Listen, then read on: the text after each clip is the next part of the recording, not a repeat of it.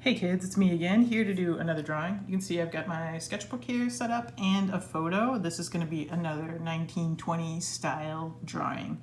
And I'm going to just try to walk you through it. So I'm again drawing with pen because I don't like pencil. And I'm going to start with the edges of a cylinder.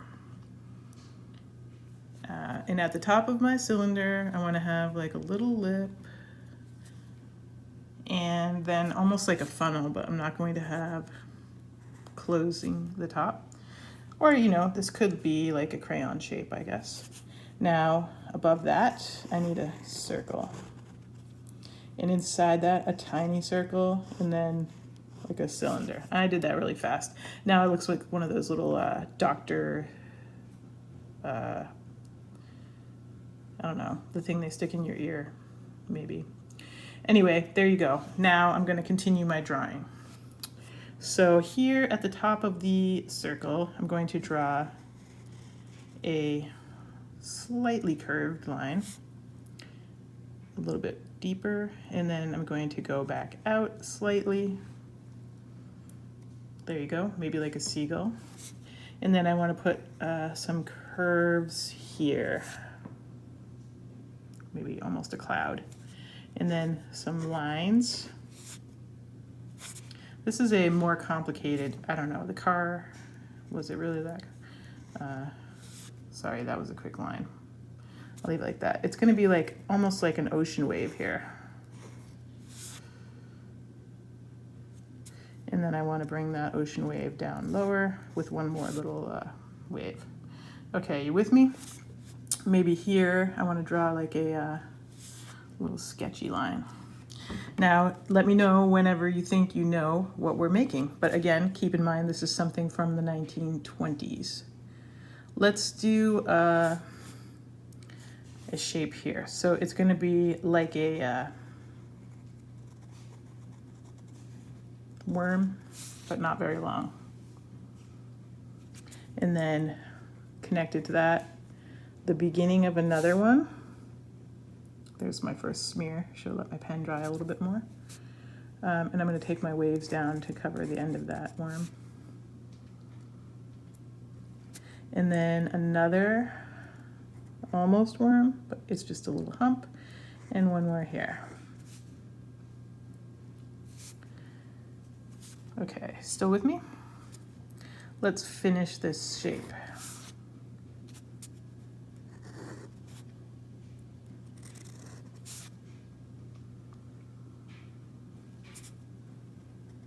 And we're going to bring this down, sorry, pretty far down the page. Bring this down like a baseball bat. And then let's go back over here to our cylinder that we started with. Going to draw some lines on here. Let's do a matching one right under it. Couple more.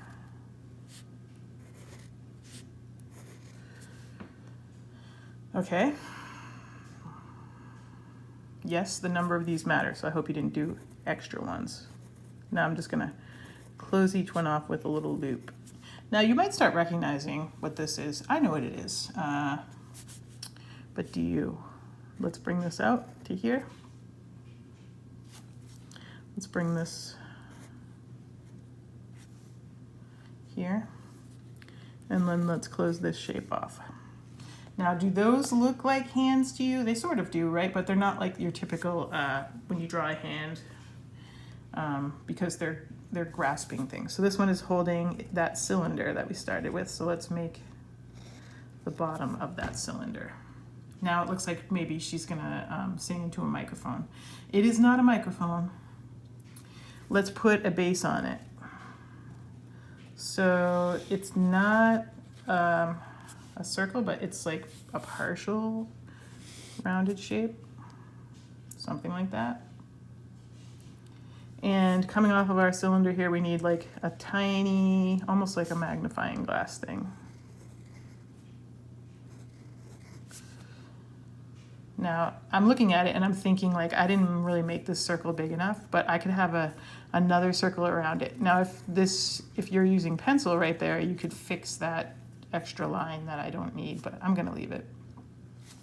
Okay, so now over here, I wanna put a line here. So you might start recognizing that as the beginning of a face. So since we know that it's a face, up here, this is waviness is her hair. In the 1920s, they had a sort of short, I think it was called a bob. Shorter hair, but often very curly and covered the ears for sure. So I'm gonna give her some curls back here. Now I don't think her head is big enough, so I'm gonna add more, and I'll just, sorry I didn't show you that. And since I know this is a finger, I'm gonna give her a fingernail right here. Maybe a little bit of wrinkliness on her hands. These ones are kind of short, so I'll just extend my lines a little bit.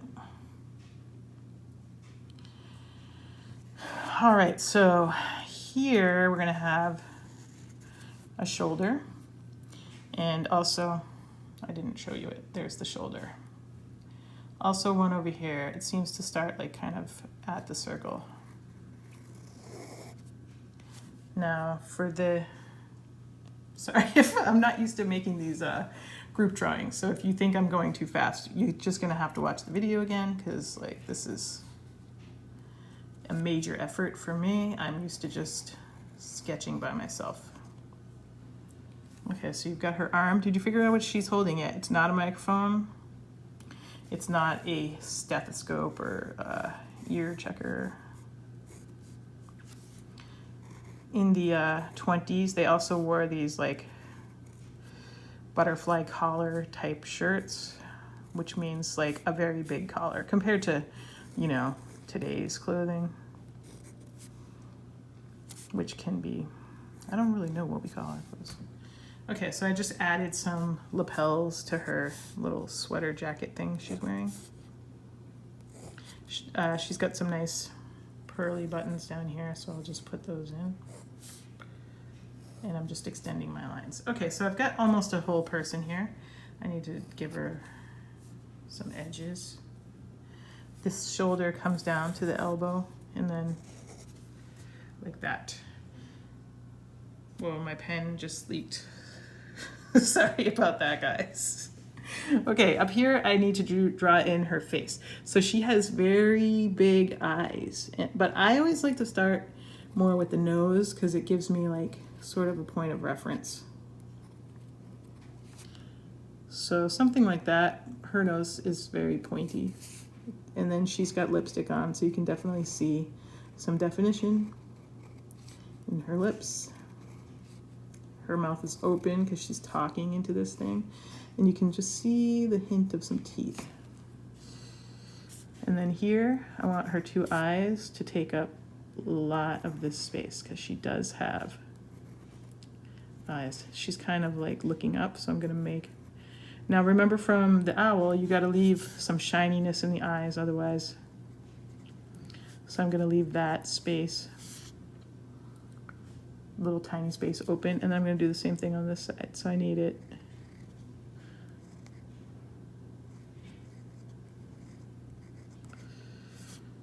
Okay, and then the eyebrow. And she has a shirt on under her sweater thing. There's some buttons. Okay, so sorry about the ink smear, but here is my 1920s girl on the telephone. This is a telephone. Oh, I forgot to draw the upper piece. So here, she's holding that cone-shaped thing. And the little cord comes out of it. So I'll just kind of make that go off the page. Okay, so I could cover up some of the messiness of this drawing by adding color to it later. I probably will, just so you guys can see this later. But here she is. And then again, I don't want her just standing on nowhere, so I'm gonna give her kind of like a space to be in. So I'm gonna put like a little window back here. Her face looks very messy, sorry. Hopefully you guys chose to use pencil.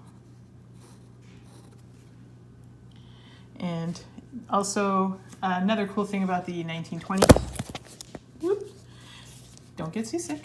They might have had cool wallpaper designs, so I'm going to do some. So I'll do like a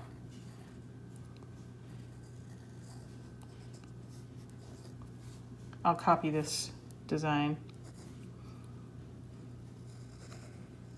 over and over. And it's these little details that give your drawing some depth, you know.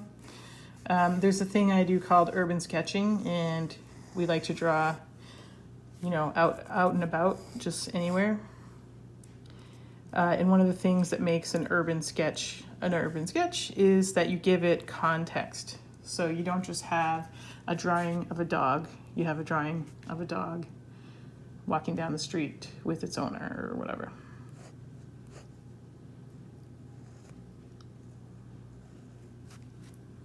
So I'm just filling in my wallpaper. Sorry, I'm not great at holding the camera. So you're like, what is she making? I'm just filling in the wallpaper, so I have a little bit more space over here to do. I'll put the stripes in so I can see. All right, so up here, I got a circle, and then I'm gonna do another one of those question mark kind of shapes. All right, and there you have it, the 1920s telephone girl. So have a great day. Thanks for drawing with me.